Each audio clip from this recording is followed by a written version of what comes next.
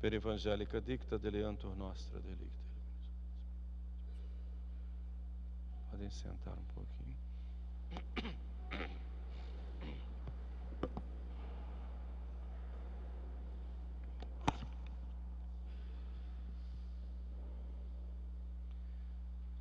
Toda a liturgia de hoje, como eu disse no início, é um grande canto de ação de graças a Deus, ao amor de Deus. O amor de Deus que se manifesta primeiro na criação, criou por amor, depois na redenção, enviando seu Filho ao mundo para salvar a humanidade, e por fim vai ao extremo do amor, quando ele, não satisfeito em derramar o seu sangue até a última gota pelos nossos pecados, ele se faz nosso alimento. E é nesse contexto do amor que ele institui o sacramento e sacrifício da Eucaristia. Eucaristia, que é este manjar servido aos homens, que é este alimento para o qual todos nós somos convidados. Um homem preparou um banquete das núpcias de seu filho, e esse banquete é preparado pelo Pai, das núpcias do seu filho com a igreja, e o alimento deste banquete é, sobretudo, a Eucaristia. A Eucaristia que contém, por um lado, o dom grandioso do amor de Deus, e por outro, o grande mistério, o grande mistério deste amor. Primeiro, a Eucaristia é um dom de Deus, um grandíssimo sinal do amor de Jesus Cristo, Deus humanado. Santa Catarina de Sena, numa das suas orações, dizia: ó Trindade Santa e Eterna, ó fogo e abismo da caridade. E dirigindo-se a nós, Santa Catarina pergunta: ó homem, o que foi que Deus te deixou? Deixou-se tudo de si, todo Deus e todo homem, velado, escondido na brancura do pão. E o que levou a isto? E ela mesma responde: nenhuma outra coisa que a caridade. E é nesse contexto do amor que Jesus institui na última ceia o seu sacramento, que é chamado por São Tomás de Aquino Sacramentum Caritatis, o sacramento do amor de Deus. Tendo amado os seus, disse São João, que estava presente na última ceia, os amou até o fim. E era tão grande o seu desejo de entregar-se por nós na Eucaristia, e entregar-se, unir-se a nós na Eucaristia, que ele na última ceia diz: eu desejei ardentemente comer essa Páscoa convosco. Tendo amado os seus, o amou até o fim. É este amor que Cristo revela a cada um de nós quando ele institui o sacramento da Eucaristia, quando ele renova o sacrifício no altar e se dá a nós em alimento. Minha carne é verdadeiramente comida e meu sangue é verdadeiramente bebida. Ele quer ser o nosso alimento. São João disse na epístola que nós fomos tirados da morte para a vida. Mas o que alimenta esta vida é a Eucaristia, é o próprio Jesus. Ele salvou toda a humanidade morrendo na cruz, mas ele quer se unir a cada um singularmente através deste sacramento. Permanece em mim e eu nele. E ele nos promete, nos faz uma promessa: e eu o ressuscitarei no último dia. Portanto, a Eucaristia é o dom do amor de Deus que alimenta a nossa vida e nos prepara, e é para nós semente de ressurreição.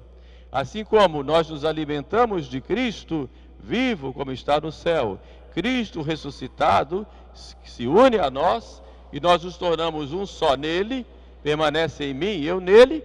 Ele já nos promete, como a Eucaristia, de nos levar à ressurreição no último dia. E este corpo nosso mortal, que recebe o Jesus Cristo ressuscitado e vivo, este corpo mortal ele se revestirá da imortalidade.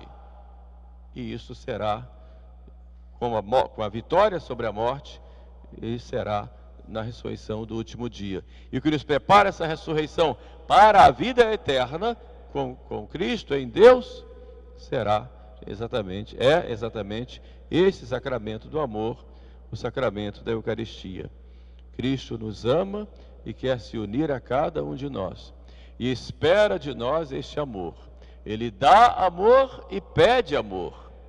E diante desse grande dom do amor de Cristo para conosco, nós nos prostramos, até envergonhados, porque nós somos tão mesquinhos, dividimos tanto o nosso amor com as criaturas, somos tão levados a nos distrairmos deste amor, a não darmos a devida atenção a este amor.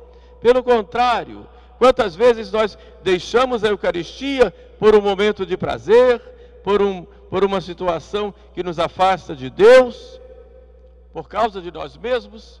Isso ocorre quantas vezes? É não só uma ingratidão, mas é também algo que fere o coração de Jesus, que tanto nos ama e que tanto nos mostra esse amor no dia a dia. Portanto, quem dá amor, pede amor. E é isso que Cristo quer de nós. Tendo amado os seus, os amou até o fim. E o que darei em troca desse amor? O profeta rei Davi dizia: Quid retribam Domine, pro omnibus quae retribuit mihi. O que retribuirei ao Senhor por tudo que Ele me fez? Calit in salutaris accipiam, et nomen Domini invocabo. Eu receberei o cálice do Senhor e invocarei o seu nome sempre na minha vida. Então a nossa resposta a este amor é ter essa sede constante de estar aos pés de Jesus e de recebê-lo e de estarmos com Ele. Aí ocorre, nessa intimidade da recepção do sacramento, ocorre já o céu, a vida eterna já acontece ali. Os santos consideravam o paraíso na terra o momento em que se recebe Jesus. É um mistério, pois, de amor, mas é também um mistério de fé, mysterium fidei. Nós dizemos na hora da consagração, o mistério da fé. Um Deus que depois de se fazer homem, Ele se faz de modo inaudito, extraordinário, do seu corpo e do seu sangue, a nossa comida e a nossa bebida. Minha carne é verdadeira comida, meu sangue é verdadeira bebida. É um grande mistério. Um canto de Santo Tomás, muito antigo, nos coloca: ó sacrum convívio, in quo Christus sumitur. Ó sagrado banquete no qual nós consumimos Cristo. Mens impleto gratia et futura gloria nobis pignus datur. Nos enche interiormente da graça e já nos prepara para o penhor da vida futura, que é a vida eterna. E diante desse grande mistério de um Deus que se esconde na hóstia branquinha, nós devemos em primeiro lugar crer. Por isso nos prostramos diante dele. Os magos diante de Jesus, prostrando-se, o adoraram. E nós, diante da hóstia consagrada, nós nos prostramos e adoramos. Ó sacrum convívio. Eu vos adoro, Senhor, da sagrada hóstia. Como os pastorinhos em Fátima: meu Deus, eu creio, adoro, espero e amo-vos. Peço-vos perdão para os que não creem, não adoram, não esperam e não vos amam. Eu vos adoro, eu vos adoro, eu vos adoro, Jesus.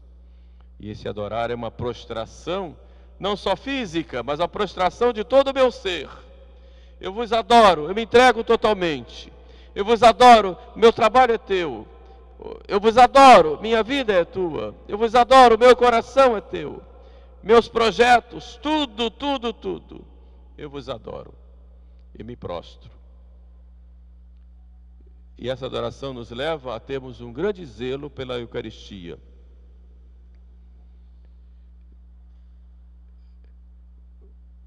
Diante da Eucaristia, nós nos calamos. Nos calamos. No altar da cruz, não havia palavras, só dos inimigos. E Jesus falava, mas os ouvintes, os assistentes, Maria não falou. Aquelas mulheres piedosas não falavam, João não falava. Diante do altar da cruz, o ato já fala por si. Assim também diante da Eucaristia. Jesus nos fala no seu silêncio do sacrário. Muitas vezes tão abandonado. Tão abandonado. Nossas igrejas vazias. Nossos sacrários solitários. É um mistério para se crer. Eu creio, Senhor. Mas é um mistério também para ser celebrado. E a celebração, ela tem o seu ápice no santo sacrifício da missa. E o santo sacrifício da missa é o sacrifício de Cristo com a sua igreja, que é o seu corpo místico. Ele se oferece ao Pai conosco. Por isso é importante para o nosso bem espiritual uma participação ativa e frutuosa, de acordo com a igreja, deste sacrifício. E essa participação, quando se fala ativa e frutuosa, muitos entendem mal e acham que ali é uma assembleia que concelebra. Não é nesse sentido. Isso é um erro, ou até perigoso, no mínimo perigoso dizer. Na realidade, o sacerdote é Cristo. E ali, o sacerdote ordenado no altar age in persona Christi capitis, na pessoa de Cristo cabeça. É Ele quem celebra. A comunidade, os fiéis em geral, participam dessa celebração no seu sacerdócio comum, mas é uma participação apenas. E deve ser uma participação ativa, no sentido de o que é a participação ativa na missa? A participação ativa é, em primeiro lugar, unir as intenções de cada um de vocês às intenções do sacerdote, que são intenções de Cristo. Então, a participação ativa, ela é interior, em primeiro lugar. Quando se fala em participação ativa, não significa todos vão subir ao altar e vão celebrar com o sacerdote, como muitos têm essas ideias. Não. Participação ativa, ela é interior. A intenção de cada um de vocês deve ser deve unir a intenção à intenção do sacerdote. Aí pode colocar seus pedidos, seus agradecimentos e tudo mais, porém essa participação é unir-se de modo interior ao sacrifício que está se realizando no altar. Não é outra intenção. Então isso é a participação ativa, que depois vai ter suas consequências, ou seu modus operandi, nas palavras e gestos que nós devemos fazer. O sacerdote, como sacerdote ordenado, é claro que ele que celebra, mas os fiéis participam também com os seus gestos, conforme vocês estão participando agora sentados, escutando. É uma maneira de participar. Não participaria se ao invés de escutar a homilia ficasse olhando mensagem no celular. Não participaria. Se ficasse, por exemplo, se distraindo com outras coisas, propositalmente, voluntariamente. Participação ativa nos gestos, o sentar, o se levantar, o ficar de mãos postas, por exemplo, na hora do Pai Nosso, ou ajoelhar-se nas horas devidas, responder às palavras daquilo que é próprio para cada um. E isso é participação ativa. E é frutuosa na medida em que, e vai ser frutuosa na medida em que eu uno as minhas intenções às intenções do sacerdote, que são as intenções da igreja. Este é o sentido verdadeiro da participação ativa. Muitos acham que participar ativamente é bater palmas, dançar, pular, virar cambalhotas, levantar-se, fazer misuras. Não, isso não é participação ativa, isso é teatro e muitas vezes desrespeitoso, porque a missa não é um show, a missa não é para entreter as pessoas, a missa não é um lugar de divertimentos, a missa não é para me agradar, a missa é para Deus. E nós participamos do culto a Deus, não o culto ao homem. Aí está um grande erro de muitos meios católicos hoje, de acharem que quanto mais agradável a missa, mais bonita, melhor ela fixa. É um erro. O sacerdote age em persona Christi. Ele é o Cristo que está ali no altar, que oferece o sacrifício.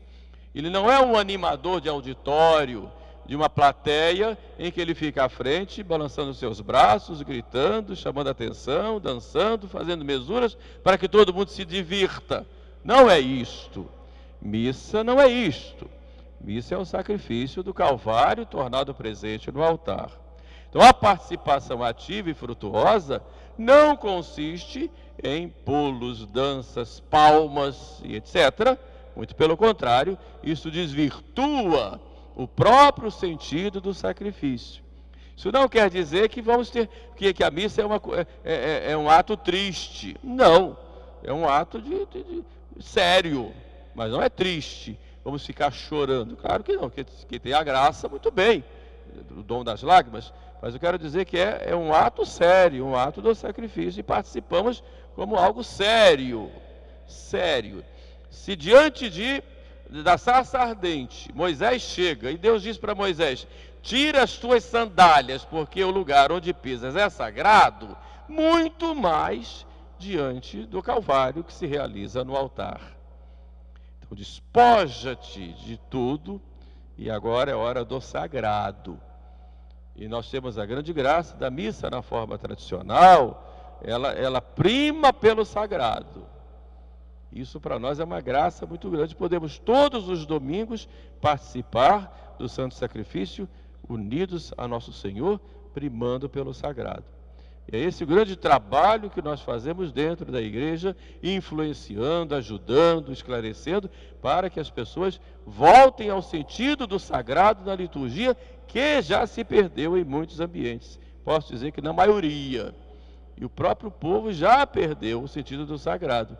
E por isso há uma busca muito grande dos fiéis daqueles lugares em que o sagrado é colocado em destaque.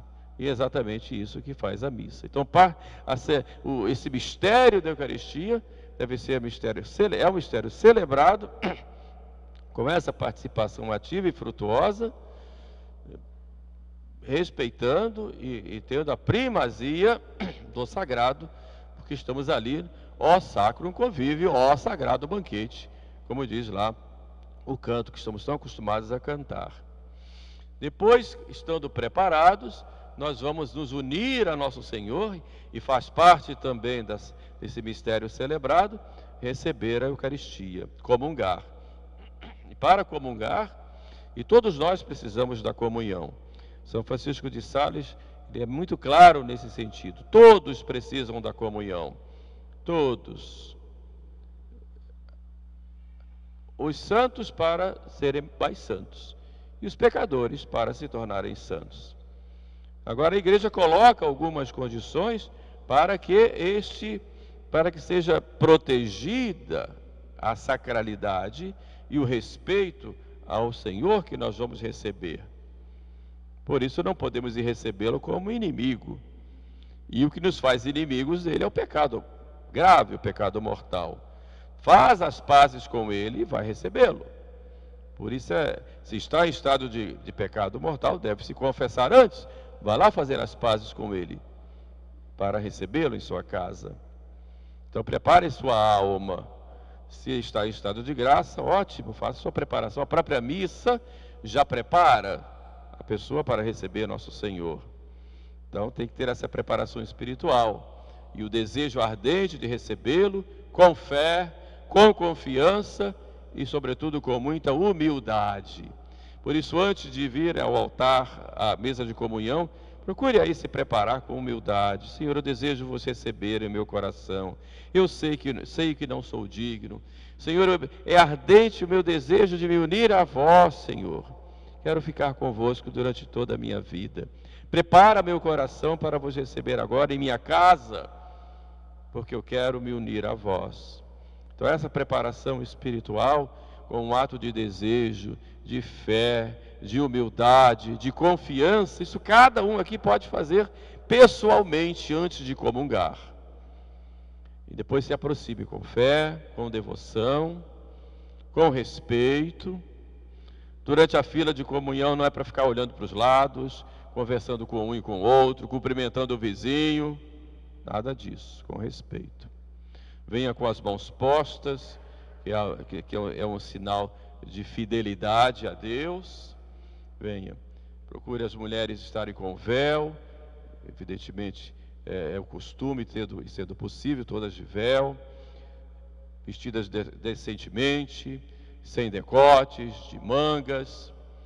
É uma tradição nossa as mulheres virem de saia ou vestidos abaixo dos joelhos.